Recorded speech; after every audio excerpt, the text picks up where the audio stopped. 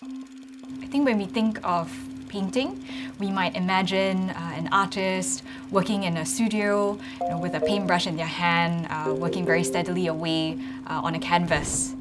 But really, depending on the artist's choice, on their use of materials, to their technique and style of painting, it can really become a very expansive space for them to experiment and create very, very different visual effects. Cheong Soo Pieng's a fascinating artist whose firm grounding in the techniques and approaches towards painting really came together in very interesting ways. And today, we're going to learn a bit more about how an artist like Cheong would prepare a painting.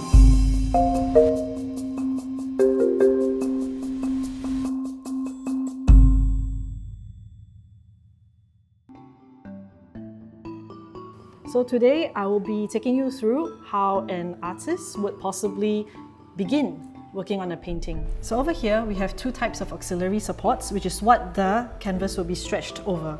They're usually made of wood, and artists in Singapore working in the early 20th century commonly use strainers, which are quite fixed, but it is quite easy and accessible to get in Singapore at that time. While you have something over here like a stretcher, which has keys that you can tap out.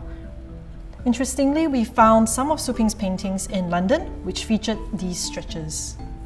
So I'll show you something that actually Soo Pieng used in the 1970s and how he prepared his own canvases.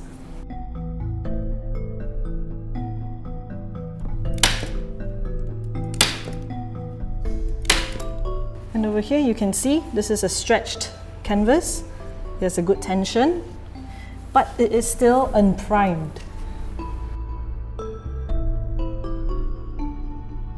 Okay, so right now we are just applying the gesso, and even from actions like this you can see whether the artist uses a lot of pressure or whether they are very methodical. And as I'm going, you can see some areas are thicker, some areas are thinner, and these will show up in cross-sections that conservators take when we want to study paintings.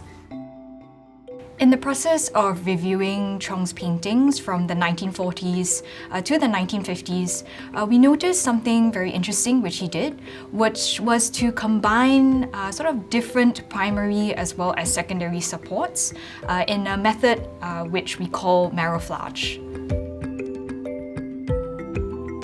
Well, unexpectedly, Cheong actually used paper, which is quite absorbent and flexible, and he applied the very thick material of oil paint on it before kind of affixing it to slightly more solid supports, such as wood panels or wood boards. So by the 1970s, Cheong started to really experiment and he used very interesting materials such as jute, rattan, and even straw mats for his paintings.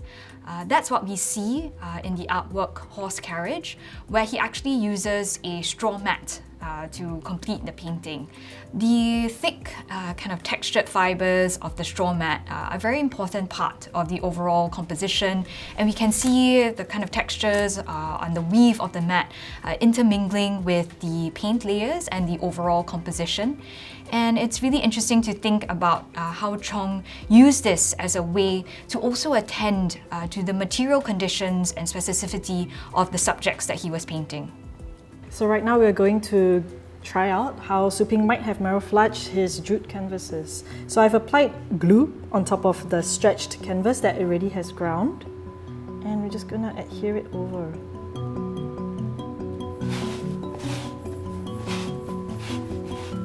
And he might have pulled a bit here and there, so if you look closely at the details of the painting, you would see a bit of distortion, but it is quite clear that the image was painted first before he marouflaged it into a stretched canvas.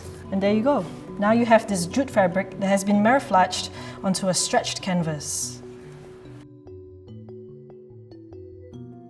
Another work that we studied from Cheong's practice really gave us some insights into how his approach towards marouflage possibly drew from the deep and long history of material techniques in Chinese classical painting.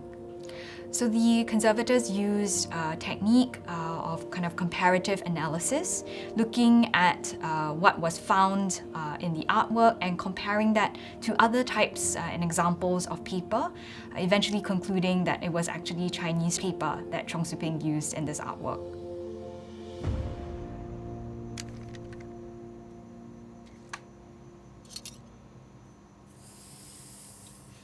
Over here, when we put the artwork over the light box, it's a method of examining the artwork through transmitted light. Over here, through the transmitted light, you can see the lead line and the chain lines of the paper that the artist used. From the lead line and the chain line, we can also approximately tell whether it's an Oriental paper or a Western paper. And over here you can see that the chain lines is very close to a piece of Chinese paper. So we can roughly tell the artist used Chinese paper to create his works. From the examination, we can also tell that at the losses, you can see it's actually another piece of paper at the back. The second layer of paper is also another Chinese paper. This type of paper, there's no lead line and chain line, which I suspect it could be a machine-made paper. Yeah. Cheong has really brought together an interest and fascination with materials, together with a specifically Southeast Asian subject. So in this way, when we think about how Cheong has approached this artwork, he's really performed a melding of different cultural sources that extends from the material all the way to the stylistic. So with this unique opportunity to really uncover the material processes in Cheong's artworks, we realized so much. He worked very specifically, building up his paintings from support to ground to sketching, and paint, really working layer by layer.